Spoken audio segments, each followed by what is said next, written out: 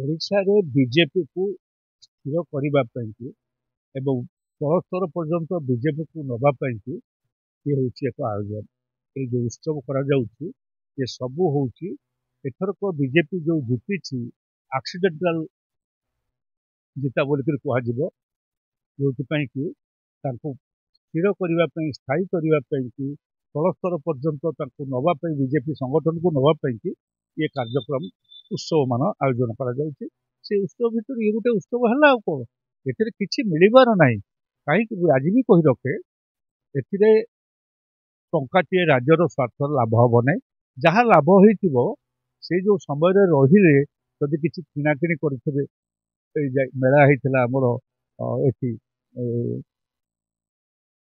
ଆମର ଯେଉଁ ଆଦିବାସୀ ମେଳା, ସେଥିରୁ ଯଦି କିଛି ଜିନିଷ କିଣିଥିବେ ସେଇ କିଣାକିଣିରେ ଯଦି କେଉଁଠି କିଛି ଲାଭ ହେଇଥିବ ସେଥିରୁ କିଛି ଲାଭ ହେବାର ନାହିଁ।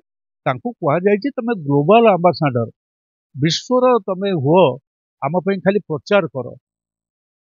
ଆମର କ'ଣ କାମ ହେବା ଦରକାର ନାହିଁ, ଆମର ଖାଲି ପ୍ରଚାର କର ଯେ ଆମେ ଏମିତି ଖୁସିରେ ଅଛୁ, ସୁଖରେ ଅଛୁ। ଏବଂ କ'ଣ ଗାଁରେ ଲୋକ ମଲେଣି, ଏଇ 11 ଦିନ ଭିତରେ 17 ଜଣ ଚାଷୀ ଆତ୍ମହତ୍ୟା କରିଛନ୍ତି ଏବଂ ହାର୍ଟ ଆଟାକରେ ମରିଛନ୍ତି। ତାଙ୍କ ଚାଷର କ୍ଷତି ଦେଖିକିରି ହାର୍ଟ ଆଟାକରେ ମରିଛନ୍ତି। ଏବଂ ଏହି ସମୟରେ ଲ ଆଣ୍ଡ ଅର୍ଡର ସିଚୁଏସନ୍ ବହୁତ ଖରାପ ହେଇଯାଇଛି। ଭୁବନେଶ୍ୱର ହଉ ବା କଟକ ହଉ, ଚୋରି ତସ୍କରୀ ବଢ଼ିଛି, ଟଙ୍କା ବି ଖାଉଛନ୍ତି। ମାନେ ବର୍ତ୍ତମାନ ଇଏ ହେଇଛି, ବିଭିନ୍ନ ପ୍ରକାର କରପସନର ଦୁର୍ନୀତିର ଧାରା ହେଇଛି। ଏବଂ ଏପରିକି ସେଇ ସମୟରେ ସେଇ 10 ତାରିଖ ଦିନ ଯିଏ ଚରସ ବିକ୍ରି କରୁଥିଲା ବା ଏଠି ଧଳା ଜହର ବିକ୍ରି କରୁଥିଲେ, ଯେଉଁ ଲୋକ ତାଙ୍କୁ ଧରେଇ ଦେଇଥିଲା ସେ ଲୋକକୁ ମଧ୍ୟ ହତ୍ୟା କରାଗଲା ସେଇ 10 ତାରିଖ ଏଇ ଭୁବନେଶ୍ୱର ଭିତରେ। ତାର କାରଣ ହେଲା ସାଡ଼େ ଉତ୍ସବରେ ପୋଲିସ ମାତିଛନ୍ତି, ଆଡ଼େ ପୋଲିସକି ଯିଏ ସାହାଯ୍ୟ କରିଛି ସେ ବିଚରା ମଲା। ସେଇ ସବୁ ଦୃଷ୍ଟିରୁ ଏ ଉତ୍ସବରେ ଲାଭ ଅପେକ୍ଷା ମୁଁ ଦେଖିଛି କ୍ଷତି ବହୁତ ଅଧିକ।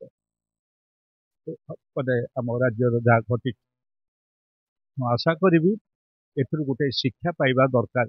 ଯେ ସରକାର ଆସିଛନ୍ତି, ବର୍ଷେ ହେଇନାହିଁ, ପୁରୀ ନାହିଁ, ତେଣୁ ସେଥିରୁ ଶିକ୍ଷା ପାଇବା ଉଚିତ।